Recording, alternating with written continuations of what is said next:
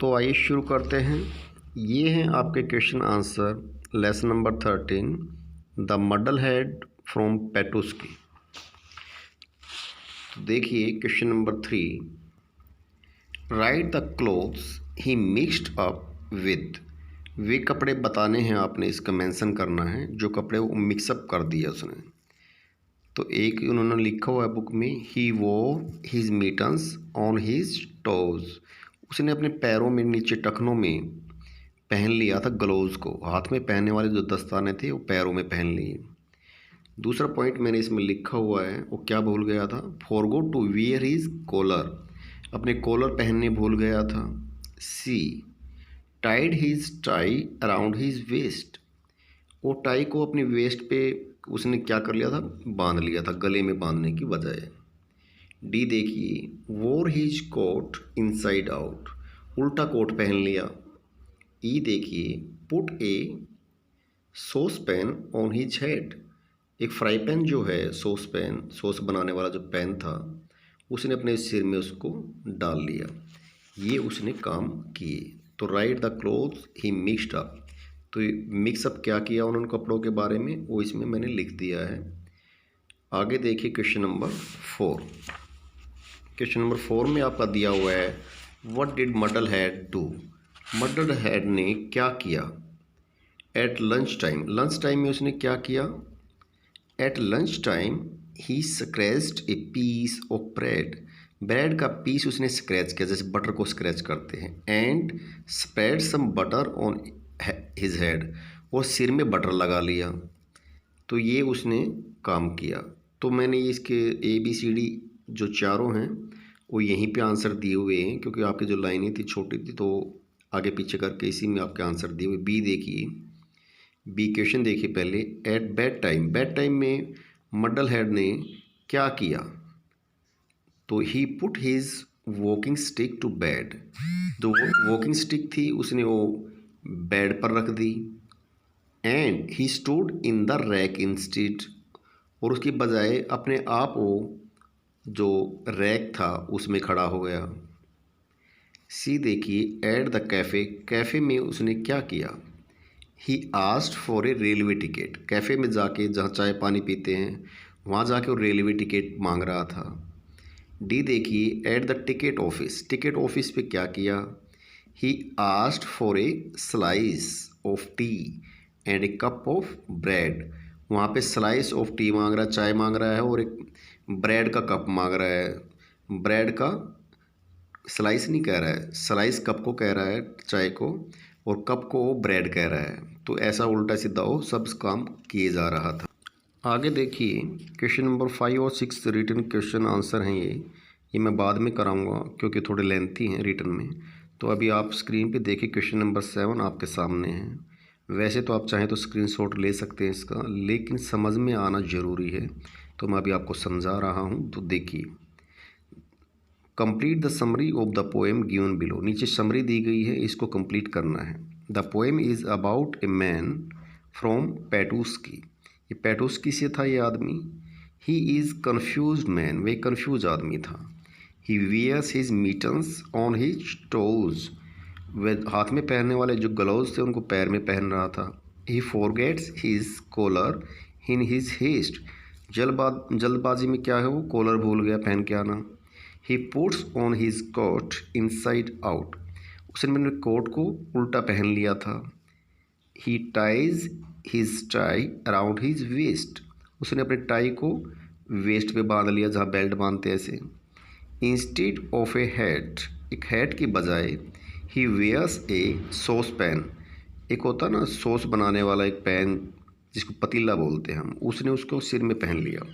On his head at lunch he scratches a piece of bread. Lunch के समय एक bread को उसने स्क्रैच किया, जैसे मक्खन को करते हैं बटर को, उसने एक ब्रेड के पीस को स्क्रैच किया। And spreads butter on his head, और सिर में उसने बटर लगा लिया।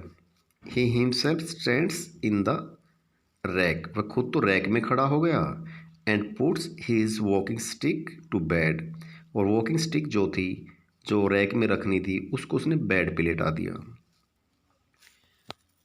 तो आगे आपका देखिए question number 8। Identify the figures of speech in the following lines of the poem. Poem की जो लाइनें दी गई हैं इसमें आपने फिगर ऑफ स्पीच बतानी है। मैं ये पहले भी समझा चुका हूँ आपको पूरा डिटेल में, एलिट्रेशन क्या होता है और एंटीथेसिस क्या होता है। तो देखिए, and tied his tie around his waist, तो ये एलिट्रेशन है। और बी देखिए, dreamed the world was upside down, ये एंटीथेसिस है, उल्टा। आगे देखिए, what is the rhyme scheme of the poem, A B B C C, मतलब इकट्ठी इकट्ठी लाइनों के जो बैकवर्ड्स हैं पीछे वाले वो मैच करते हैं राइम बनाने के, एक लय बनाने के लिए। आगे देखिए, आपका ग्रामर पोर्शन आ गया। Let us understand grammar. Question number 10 है, rewrite the sentences using it as the introductory word. It को इंट्रोडक्टरी यूज़ किया जाता है, जैसे देर को किया जाता है। इनका खुद में मीनिंग नहीं निकाला जाता है, लेकिन इनका यूज़ किया जाता है। तो एक इन्होंने करके दिखाया गया है, जैसे to cheat others is wrong, दूसरों को धोखा देना गलत है। तो क्या कहेंगे इट का यूज़ करके, it is wrong to cheat others, ये इन्होंने कर रखा है। आगे अभी आप स्क्रीन पे देखिए, B, to climb the Everest is very difficult, तो क्या बनाएंगे, it is difficult to climb the mountain. C देखिए, not to go for the party now would be impolite, तो it would be impolite not to go for the party now. D देखिए, to bribe a public servant is a penal offence, it is a penal offence to bribe a public servant. To betray your best friend is disgraceful, it is disgraceful to betray your best friend. Question number 11, complete the sentences by adding suitable infinitives। जो मैं पहले भी grammar portion में आपको करा चुका हूँ, complete इन्फिनिटिव्स। तो टू लगा के इन्फिनिटिव बनाने, कोई भी आप इसके साथ में वर्ब भर सकते हैं, that is depend on you. तो जो मैंने कर रखा है वो आप देखिए। हर story was interesting to hear, सुनने में उसकी कहानी इंटरेस्टिंग थी। These cherries are not good to eat, खाने में ये चेरीज अच्छी नहीं हैं। The chair was not very comfortable to sit, बैठने में चेयर कंफर्टेबल नहीं थी। The passage was difficult to understand, the parcel is very heavy to lift. तो कोई भी वर्ब आपने यूज करनी थी टू लगा के। टू लगा के जो हम वर्ब की फर्स्ट फॉर्म यूज़ करते हैं, बेस फॉर्म कह लीजिए, इसको V1 कह लो, वर्ब की फर्स्ट फॉर्म होती है, इसको बोलते हैं। तो इसको हम कहेंगे इन्फिनेटिव, क्योंकि टू लगा के यूज़ किया गया है। आगे देखिए point number 12 question, replace the underline words with synonyms. Synonyms में आपने इसको वर्ड्स को चेंज करना है जो अंडरलाइन किए गए हैं। फेमस होता है वेल नोन, जिसको आप अच्छे से जानते हैं, ऑथर को राइटर कहते हैं, तो वेल नोन राइटर हो जाएगा।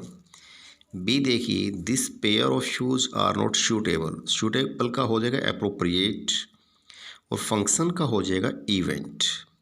इसी प्रकार सी देखिए, अपोजिट ओपिनियंस का हो जाएगा कॉन्ट्राडिक्टरी, अपोजिट का होता है कॉन्ट्राडिक्टरी, प्रतिभासी प्रतिरोधी जो होता है। ओपिनियंस का हो जाएगा व्यूज़, तो कॉन्ट्राडिक्टरी व्यूज़।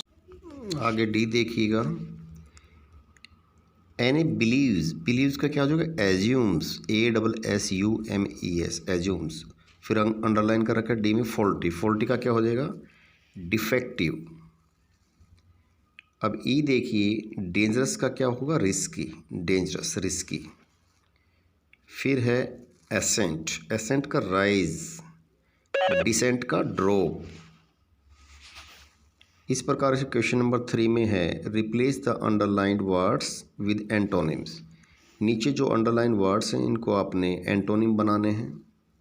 देखिए ए, अनश्योर और आंसर, अनश्योर का श्योर हो जाएगा, आंसर का क्वेश्चन हो जाएगा। इसी प्रकार रिफ्यूज्ड का एक्सेप्टेड और प्राइड का ह्यूमिलिटी। चिली का वार्म हो जाएगा, चिली बहुत ज़्यादा ठंडा होता है। रोज़ का ड्रॉप्ड हो जाएगा, रोज़ बढ़ना होता है, जैसे टेम्परेचर बढ़ता है, ड्रॉप्ड होता है गिरना। अब आगे है डिसेंडेंट या डिसेंडेंट, तो एन एंसेस्टर, डिसेंडेंट होता आने वाली हमारी संतानें, और एंसेस्टर होता हमारे पूर्वज। उल्टा मीनिंग ये रहेगा। डिसलाइक का क्या हो जाएगा? लाइक्ड, और गोइंग का कमिंग। इस प्रकार से आपको उनको करना था। अभी तक आपने वीडियो देखी और कंप्लीट आपका काम भी हो गया, मज़े आ गए आपके तो। Thank you very much.